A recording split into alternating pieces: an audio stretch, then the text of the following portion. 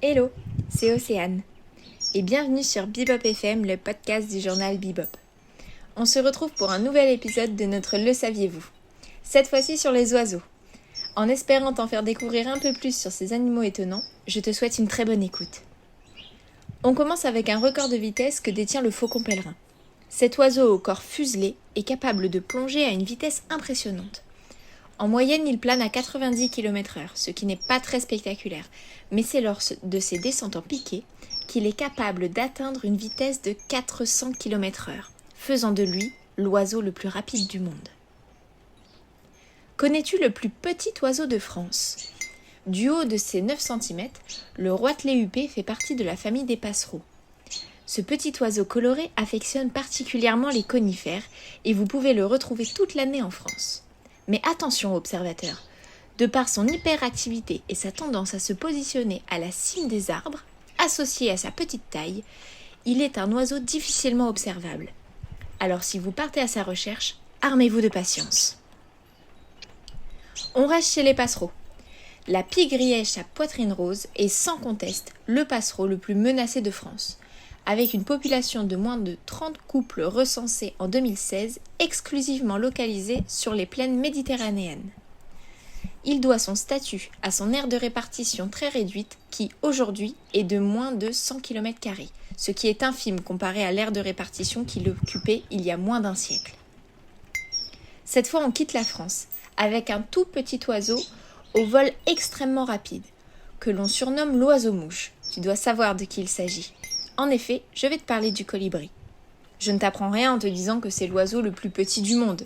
Mais savais-tu qu'il est capable de voler en marche arrière ? En effet, à l'aide de caméras à haute vitesse, filmant 1000 images par seconde, les scientifiques ont découvert que l'oiseau battait des ailes de haut en bas, comme les autres oiseaux, mais qu'il arrivait aussi à effectuer des mouvements inverses de bas en haut, accompagnés d'une légère rotation. Il est le seul capable de cette prouesse.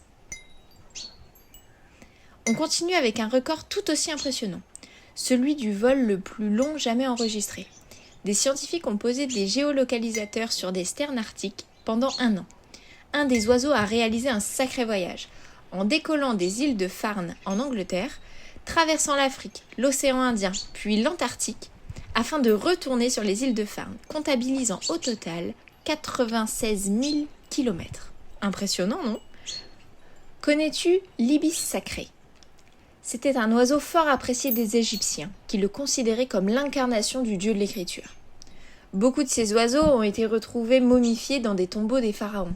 Cet oiseau, jadis glorifié, a été implanté accidentellement en France dans les années 80 et a rapidement colonisé les côtes atlantiques et méditerranéennes, menaçant les populations nicheuses locales. Des opérations de stérilisation sont effectuées dans ces zones afin de réduire le nombre de reproducteurs et empêcher la diminution des populations locales de nicheurs. Si tu débutes en ornithologie, voici une petite astuce afin de déterminer le régime alimentaire d'un oiseau. Fie-toi à la forme de son bec. Chaque type de bec est caractéristique d'un régime alimentaire. Par exemple, s'il est gros, court et robuste, l'oiseau est certainement granivore.